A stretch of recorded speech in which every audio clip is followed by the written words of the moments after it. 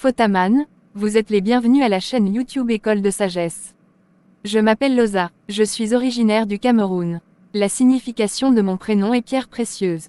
Je présente l'émission Les élites africaines. Cette émission a pour but premièrement de rendre visibles les élites africaines résidant aussi bien en Afrique qu'à l'étranger et deuxièmement à renforcer la confiance en soi du peuple noir. C'est une méthode didactique pour contrecarrer l'un des objectifs du colonialisme qui consiste à faire croire aux peuples colonisés qu'ils ne sont ni civilisés, ni intelligents, etc. Le peuple noir doit connaître et révaloriser ses propres génies qui ont révolutionné le monde avec leurs idées et leurs œuvres. Ces élites africaines sont les modèles et la fierté du peuple noir. Cette émission est un miroir qui reflète une partie de la vraie histoire du peuple noir, à savoir la vie des élites africaines que le colonialisme cache. Aujourd'hui, je vais présenter 10 élites afro-américaines qui ont révolutionné le monde avec leurs inventions et ont contribué à bâtir le monde moderne. Albert C. Richardson, il avait inventé le 17 février 1891 le bidon jerrycan ou la baratte mécanique la plus efficace et plus facile à utiliser. Cet appareil sert à faciliter la fabrication du beurre, grâce à une conception combinant une agitation à haute intensité du lait, et un système de séparation automatisé entre le beurre solide fraîchement formé et le lait liquide. F.J. Wood, il avait inventé le 23 avril 1895 l'excavatrice de pommes de terre. Cet appareil sert à récolter avec peu d'effort les pommes de terre. Il déterre les pommes de terre. Lewis A. Russell, il avait inventé le 13 août 1895 des plaques de protection des lits. Ces plaques rendent les barrières de lit confortables, car elles protègent l'individu contre les chocs douloureux, ou la tombée hors du lit, et aussi pour protéger les peintures des murs de chambre contre le frottement avec les lits. On retrouve les plaques de protection sur des lits dans des maisons privées ou sur des lits d'hôpital, etc. On peut placer ces plaques de protection de lit sur les 4 côtés du lit. Ces plaques de protection sont doux, car ils sont rembourrés avec du matériel doux. Peyton Johnson, il avait inventé le 15 novembre 1881 la chaise balançoire. Cette chaise peut avoir des coussins ou non. Cette chaise balançoire peut être utilisée à l'intérieur de la maison ou à l'extérieur.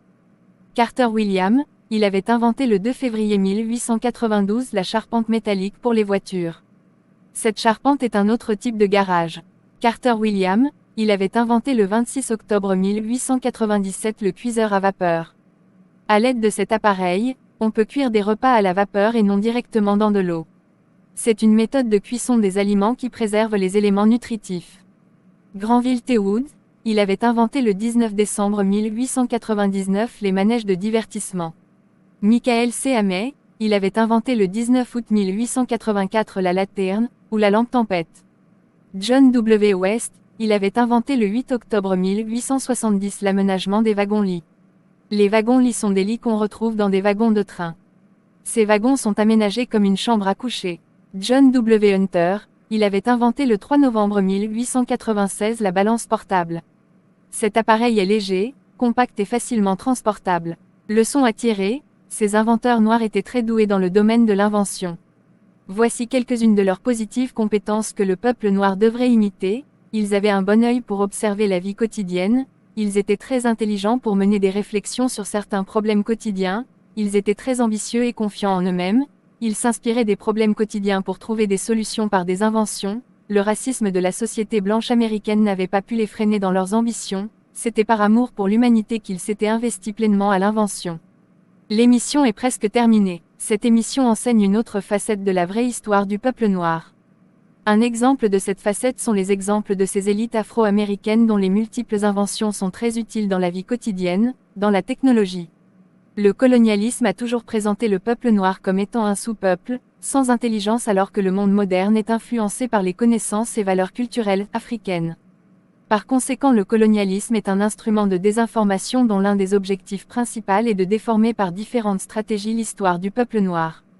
Ces stratégies sont par exemple l'école, la politique, les médias, les religions importées, etc. Pour clôturer, je vous présente mes meilleurs vœux pour cette semaine à travers une photo de la poupée noire Keza, puis cette citation de l'anticolonialiste Steve Biko, originaire de l'Afrique du Sud. Je cite, « L'arme la plus puissante dans les mains de l'oppresseur est l'esprit de l'oppressé. » Fin de citation. Le peuple africain doit être conscient qu'il doit se débarrasser de toute forme d'aliénation ou de prison provenant du colonialisme. C'est son devoir de révaloriser ses valeurs culturelles et même ses élites. Comment se fait-il qu'à l'école par exemple le programme scolaire enseigne très peu sur les élites africaines, ou que dans les publicités on parle très peu des inventions africaines, ou que dans la majorité des nations africaines les langues coloniales sont établies comme langues administratives, etc.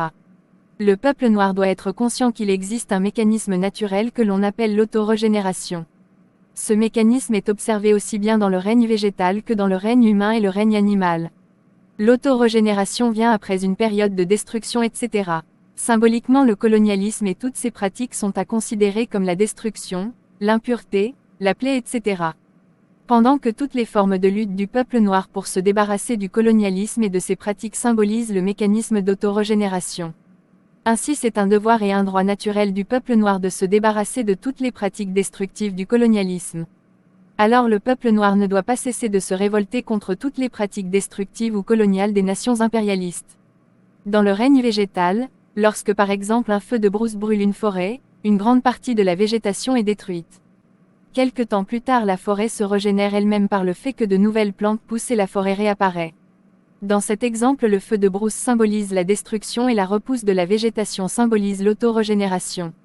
Dans le règne animal, par exemple, beaucoup d'animaux ont leur méthode pour faire la toilette et se débarrasser des parasites qui sont sur leur corps. Ici par exemple, les saletés et les parasites représentent l'impureté, puis la toilette et l'élimination des parasites symbolisent l'autorégénération. Dans le règne humain, lorsqu'une partie du corps est blessée, le corps humain a ses propres méthodes pour cicatriser la plaie et lutter contre les infections. Dans ce cas, la blessure du corps humain et les bactéries symbolisent la plaie, puis le mécanisme de cicatrisation et de lutte contre les infections représente l'autorégénération. Le mécanisme d'autorégénération se renouvelle autant de fois que l'équilibre du règne végétal, ou animal, ou humain est menacé. De plus, c'est un mécanisme qui s'opère par réflexe et non sur ordre de qui que ce soit. Ce qui veut dire que le peuple noir doit être attentif à tout ce qui se passe autour de lui, pour agir par réflexe contre toutes les formes de colonialisme qui perturberaient son équilibre, son bien-être.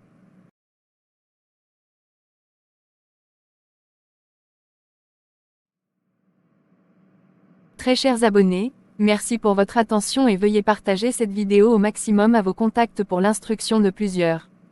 Teyo, au revoir.